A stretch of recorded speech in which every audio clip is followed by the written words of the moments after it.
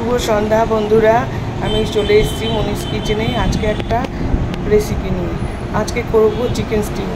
তার জন্য দেখো 3 রকম সবজি নিয়েছি, পেঁয়াজ নিয়েছি, রসুন আর চিকেন।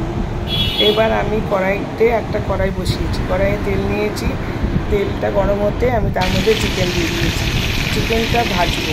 চিকেনের মধ্যে দেবো নুন আর গোলমরিচের গুঁড়ো দিয়ে আমি চিকেনটাকে ভেজেছি। এই যে নুন দিয়ে দিলাম,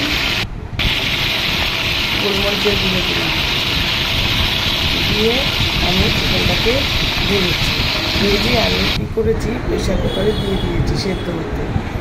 এইদিকে আমি ওই কড়াইতে মধ্যে অল্প তেল দিয়েছি।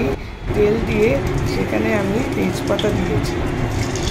তেলটা গরম হতে আমি তেজপাতা দিয়েছি। এবার গরম মশলা দিয়েছি, মানে এলাচ, লবঙ্গ আর দারচিনি দিয়ে ওটাকে একটুখানি নাড়াচাড়া করেছি, একটুখানি ভেজেছি সিমে রেখে। আর এদিকে ওটা সেদ্ধ হতে দিয়েছি। এদিকে আমি তার মধ্যে রসুন কুচি দিয়ে দিয়েছি। রসুন কুচিটা একটু ভাজা হতে দিয়েছি, একটু নাড়াচাড়া করছি করে রসুন কুচিটা ভাজা হচ্ছে। তারপরে আমি আদা বাটা দিয়েছি, আদা বাটা দিলাম। আদাটা এবারে ওর সঙ্গে একটু ভাজা হবে। আদাটা ভাজা হওয়ার পরে তার মধ্যে আমি দিয়ে দেবো পেঁয়াজটা সুন্দর করে ভাজা হবে। এবার এইদিকে চিকেনটা কিন্তু হচ্ছে, পেঁয়াজটাও ভাজা হচ্ছে, যে লাল লাল করে হাফ ভাজা হবে সেই অবধি আমি ভাজতে থাকবো। এই যে আমার পেঁয়াজটা ভাজা হয়ে গেছে। এবার আমি সব রকম সবজি দিয়ে দিয়েছি, গাজর, বিনস, ক্যাপসিকাম আর পেঁপে। হ্যাঁ, বলতে ভুলে গেছি, ক্যাপসিকামও আছে। 3 রকমের চাটনি দিয়ে দিয়েছি। এবার চিকেনটা সেদ্ধ হয়ে গেছে। চিকেনটা আর চিকেনের স্টকটা আলাদা করে রেখেছি। এবারে সবজিটা বেশ সুন্দর ভাজা হয়ে এসছে। এই চিকেন স্টকটা ওর মধ্যে দিয়ে দিয়েছি। চিকেন স্টকটা দিয়ে ওর মধ্যে সুন্দর ফুটবে, সুন্দর করে সবজিগুলো সেদ্ধ হবে চিকেন স্টকের মধ্যে। যতক্ষণ না মানে সেদ্ধ হচ্ছে ততক্ষণ মানে ওটা সবজিটা হতেই থাকবে।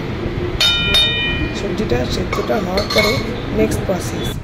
এইবারে সেই সবজি সেদ্ধ এসছে, সামান্য একটু হলুদ দিয়েছি, খুব সামান্য। তোমরা ইচ্ছে করলে স্কিপ করে যেতে পারো, একটুখানি তোমরা কিন্তু স্কিপ করে যেতে পারো। এরপরে পরিমাণ মতো আমি নুন দিয়ে দিলাম। নুন দিয়ে এবার পুরো স্টিউটাকে ফোটানোর পর যেই হয়ে গেল, এবার আমি চিকেনটা দিয়ে দিলাম, সেদ্ধ করা চিকেনটা। এবার পুরো চিকেনটাকে স্টিউর সঙ্গে ভালো করে মিশিয়ে দিলাম। মিশিয়ে দেওয়ার পরে সবজিগুলো তো সেদ্ধ হয়ে গেলে টকবক করে ফুটবে। টকবক করে না ফুটলে তো টেস্ট আসবে না।